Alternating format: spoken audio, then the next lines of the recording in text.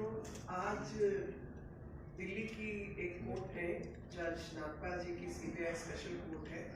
उसने मनीष सिसोदिया जी की जमानत जो है हाई कोर्ट में आज सिसोदिया जी की जो जमानत है वो रिजेक्ट की गई है। और इससे पहले जो है वो ट्रायल कोर्ट ने भी रिजेक्ट की थी। और मुझे बार बार एक कहावत याद आ रही है, वह कि अगर बाढ़ ही खेत को खाने लगे तो खेत क्या करेगा। यानी जिन लोगों का कर्तव्य है इन संस्थाओं को बचाए रखना, जिनका कर्तव्य है भ्रष्टाचार के खिलाफ काम करना, अगर वही भ्रष्ट हो जाए और अपनी जिम्मेवारी से हटकर प्रदेश को नियम कानून का उल्लंघन करते हुए इस तरीके का काम करने लगे, तो कौन उस जगह को, उस क्षेत्र को बचाएगा जो कि दिल्ली के साथ लगातार हुआ। दिल्ली के साथ लगातार हुआ कि दिल्ली में एक स्कैम किया गया, एक घोटाला किया गया जो कि शराब घोटाले के रूप में प्रचलित है और सबको मालूम है, जानकारी है, जहां पर कार्टलाइजेशन की गई और जो होलसेलर्स थे उनका प्रॉफिट मार्जिन बढ़ाया गया और साथ में जो अन्य प्रॉफिट मार्जिन थे दिल्ली को टैक्स की क्षति पहुंचाई गई और भ्रष्टाचार का एक नमूना बन के रह गया। और जिसमें सप्लीमेंट्री चार्जशीट भी दाखिल हुई है और कोर्ट के ऑब्जर्वेशन भी है कि जो एलिगेशंस है वो जो इनके खिलाफ जो दस्तावेज है, बाकी चीजें वो बहुत सीरियस है। और इसमें एक पब्लिक सर्वेंट यानी जो समाज पब्लिक सर्वेंट एक टेक्निकल लीगल डेफिनेशन है और डेप्यूटी चीफ मिनिस्टर का ऑफिस जो है वो इतना महत्वपूर्ण ऑफिस है जो खुद भ्रष्टाचार में लिप्त पाया गया और जो एप्लीकेंट है वो एक पावरफुल व्यक्ति है और जो एक्साइज पॉलिसी का सूत्रधार है वो यही व्यक्ति है। और इन्होंने लगातार ये कुछ भी ऐसी हरकत कर सकते हैं जहाँ पे बिजनेसेस को इन्फ्लुएंस करने का काम है, और तमाम तरीके की जो गैर नियमित चीजें होती हैं, खरीद फरोख्त,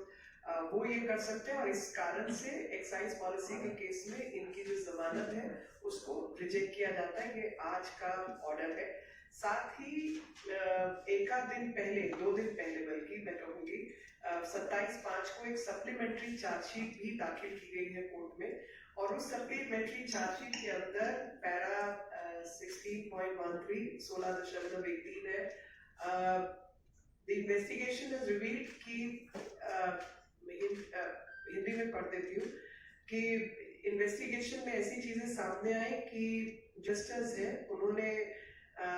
12% होलसेल का प्रॉफिट मार्जिन बढ़ाना है L1 लाइसेंसी के लिए, उसकी कोई डिटेल प्रस्तुत नहीं की गई। और ग्रुप ऑफ मिनिस्टर की जो रिपोर्ट है उसको एक्साइज डिपार्टमेंट से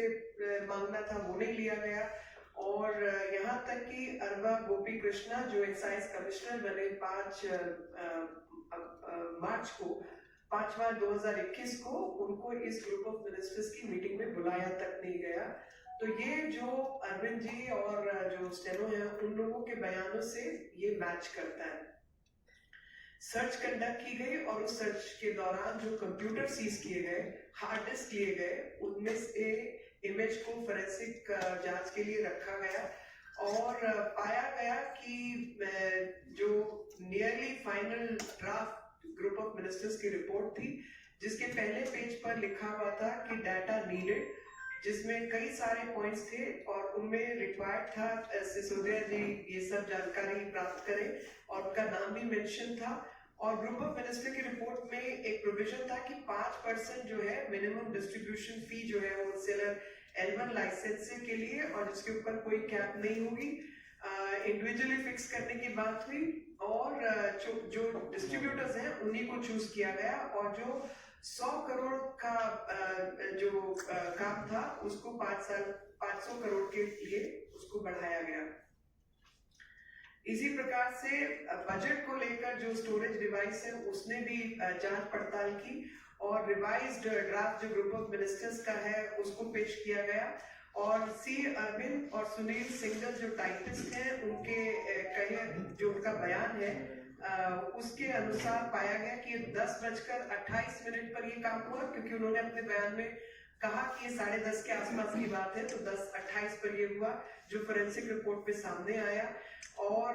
सी अरविंद ने अपने बयान में कहा, 164 का जो इन्होंने बयान रिकॉर्ड करवाया था उसमें इस बात को रिवील किया कि 5% से 12% तक जो है उसको बढ़ा दिया गया, और जो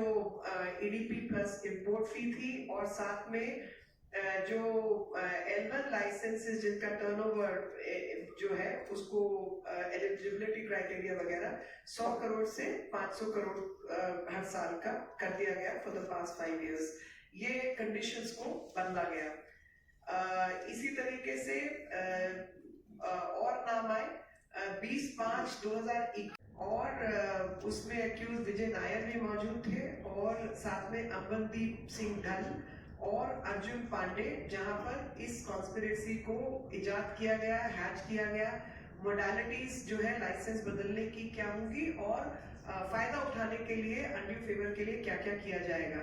इन्वेस्टिगेशन ने और चीजें जो है वो रिवील की हैं, और उसके मुताबिक जो मनीष सिसोदिया है उसके कहने पर इंडो स्पिरिट को लाइसेंस दिया गया, जबकि उनके खिलाफ कार्टलाइजेशन यानी एकत्रीकरण का एक नियम का उल्लंघन था। बावजूद उसके मनीष सिसोदिया ने धमका कर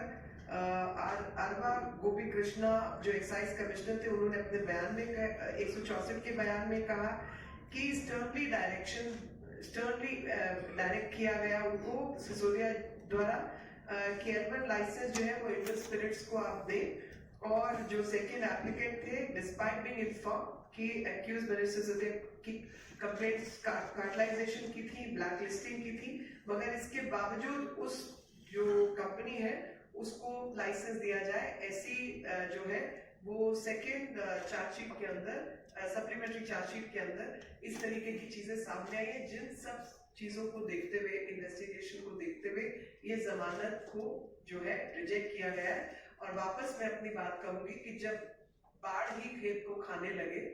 तो फिर खेत क्या करेगा। यानी दिल्ली की सरकार जो दिल्ली की सेवा के लिए बनी थी, दिल्ली के डेप्यूटी मुख्यमंत्री का काम था दिल्ली से भ्रष्टाचार को दूर करना, जो वो खुद ही भ्रष्ट हो जाए और भ्रष्ट पॉलिसीज को नियमित निर्धारित करने लगे, तो दिल्ली की सेवा कौन करेगा, दिल्ली से भ्रष्टाचार को कौन हटाएगा। I will say the same thing in English. There is a very famous saying when I look at the order passed by the Delhi High Court, where Mr. Manish Sisodia's bail application has been rejected by the court. While making